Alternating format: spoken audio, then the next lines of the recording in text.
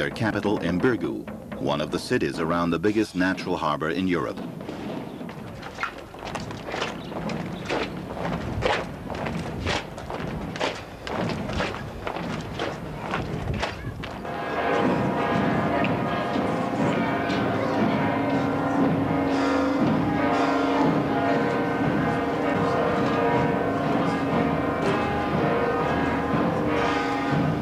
They built more fortifications while continuing to battle the Turks at sea and on land.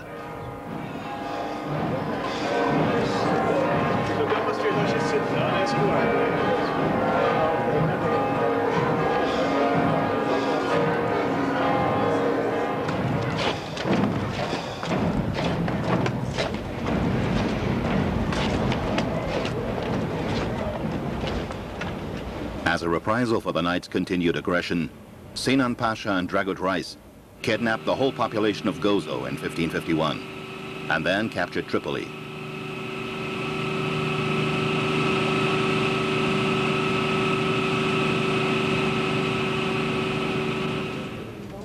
From their 7 auberges, or officers' messes, for the different nationalities or langues of the order, the Knights looked to their defenses.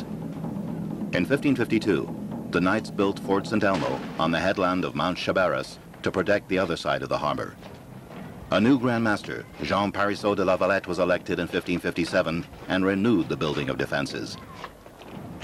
On the 18th of May, 1565, 138 Turkish galleys arrived with 38,000 men and over 50 cannons. The first great siege of Malta began. The Turks attacked Fort St. Elmo from all sides and bombarded the fort with cannonballs from Mount Chabaras. The defenders held out until the 23rd of June. But the Turks had lost 8,000 men, including their commander Dragut Reis. In revenge, the Turks tied the few survivors to crosses and threw them into the harbor. Suleiman then attacked Birgu from the land. Finally, there was hardly a house left standing. But de la Valette and what remained of his 600 knights and 9,000 men-at-arms refused to surrender, and the Turks were finally driven off on the 26th of August.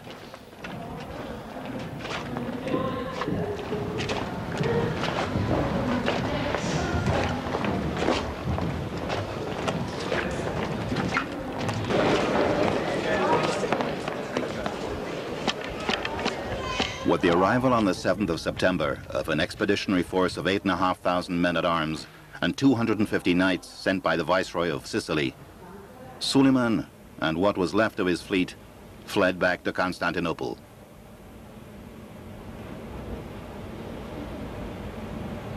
In all, he had lost 30,000 men.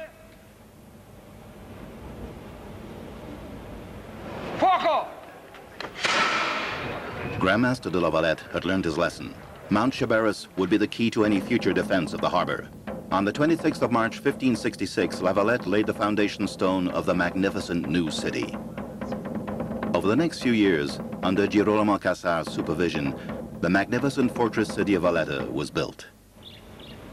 But these huge ramparts and bastions were never put to the test. At the Battle of Lepanto in 1571, Suleiman's fleet was completely destroyed. He would never again be a threat to the now Christian Mediterranean.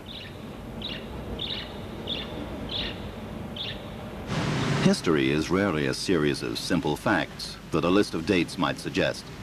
For years, Suleiman had had an ally in Europe, the French King Francois I.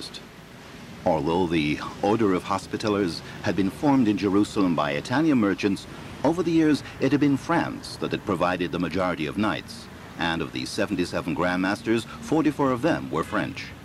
The knights were the beneficiaries of double nationality.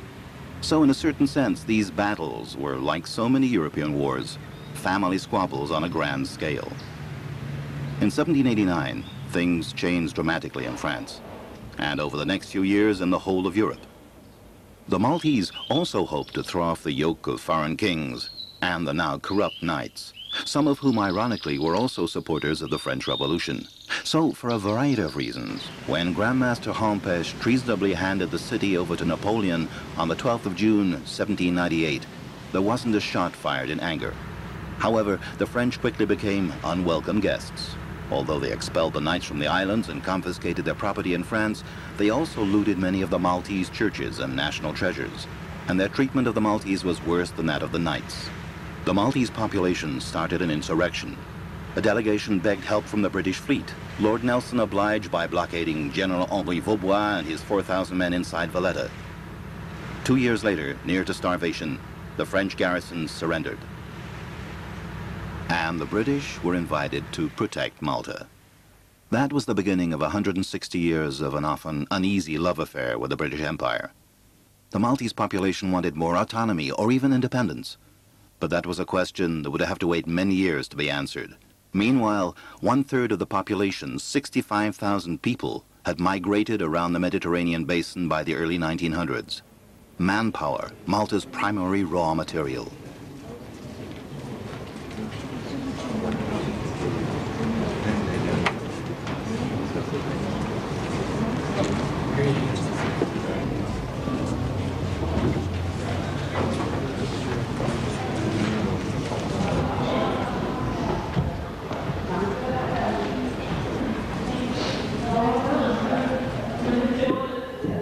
The islands had served as a hospital for the injured from the Dardanelles in the First World War. But in World War II, Malta again found herself almost alone against overwhelming odds.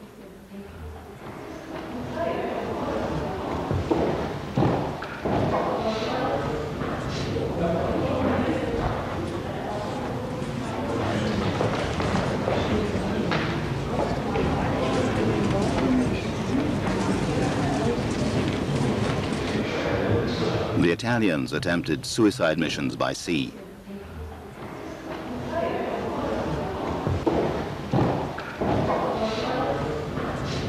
Deep inside the massive walls and bastions of Valletta are the Lascaris war rooms, the underground operations center used by the commanders of Britain's armed forces, which are now a museum to the period that the islands were under constant attack.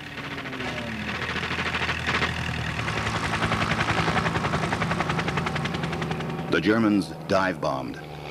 Between June 1940 and the autumn of 1943, Valletta and the three cities suffered 2,500 air raids and 5,000 civilian casualties.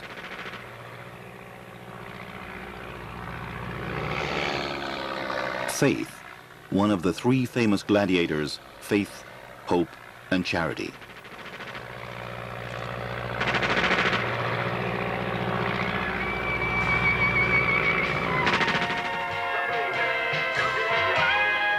And for poor Mr. Schicklgruber, Malta was proving a real thorn in the flesh.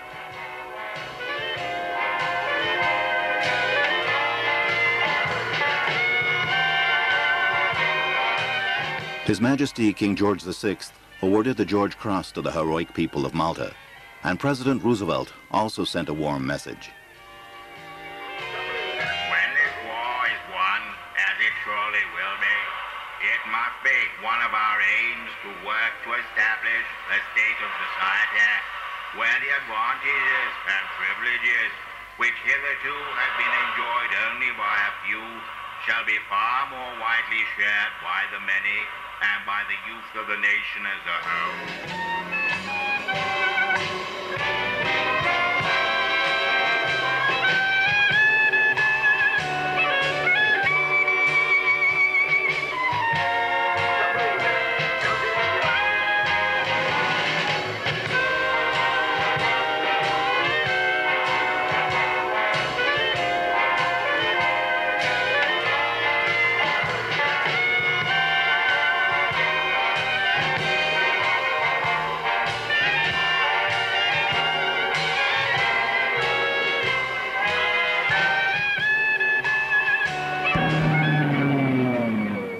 Malta had had more bombs dropped on it than any other place on Earth, the equivalent of the Coventry Blitz every 18 hours for a month.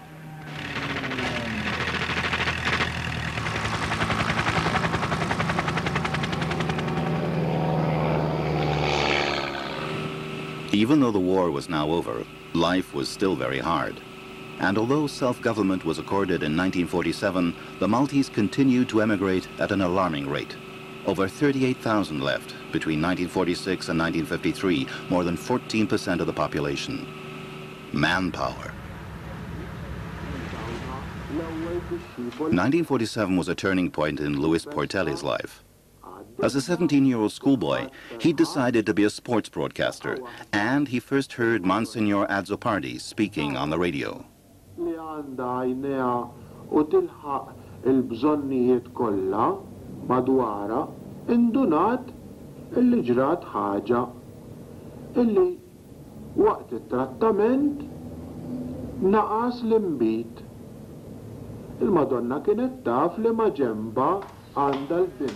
As a sports reporter, Louis Portelli has covered every Olympic Games and Soccer World Cup since 1960 for Maltese TV and radio.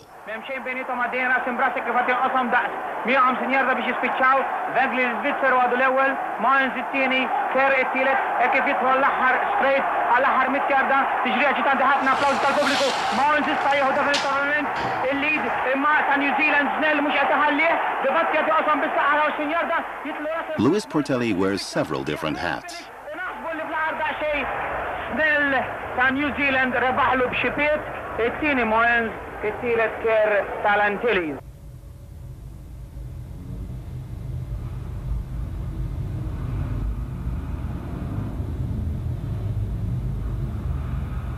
He works in public relations and liaised with the White House for the Bush-Gorbachev summit.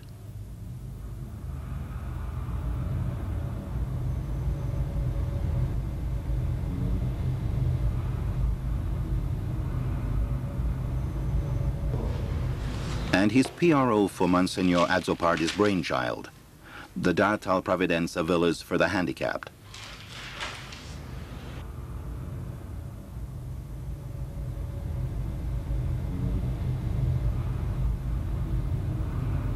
Don Michiel, as he's affectionately known, had his lifetime wish granted. In fact, he is buried here under a very simple epitaph, Il-Habib tat-tfal u tal-morda, the friend of the sick and of the children. And in fact, he didn't use his title of Monsignor, just plain Don Michiel Azzopardi. Although Monsignor Azzopardi will forever be remembered as the man of all seasons who started off the Dartal Providenza, I think that one of the greatest things Monsignor Azzopardi did in his lifetime was to educate the Maltese public that having a sick or a handicapped child in the family was no disgrace at all. In this day and age, you don't get far without money. Monsignor Azzopardi started off with a donation of just £100. With those £100, today we have got these 3 villas and we have 123 residents there as our beloved children. This place, which was used during the war as an RAF rest camp for the sick and the wounded airmen, has now been completely refurbished and completely rebuilt. Work started in 1965 with the first villa, named after our beloved Archbishop Monsignor Gonzi. In fact, he gave and donated a lot of money for the building of that first villa. Then we moved on to the second villa, where we are now, named after Pope John the 23rd, Papa Giovanni. And after that, we had the third villa, named after Papa Luciani, Pope John Paul I, who, as everybody knows, was Pope for only 30 days. In just 50 years, through real communication, the Maltese have developed a refreshingly open attitude to physical and mental handicap, personal contact, and communication. The aim behind these homes is not to have people to come here and live here all their lives, but to give them the chance to find a substitute for the home and eventually be as independent as possible, have independent living, and to be integrated in society as possible. At the moment, and we have been working on it for the last 2 years or so, we have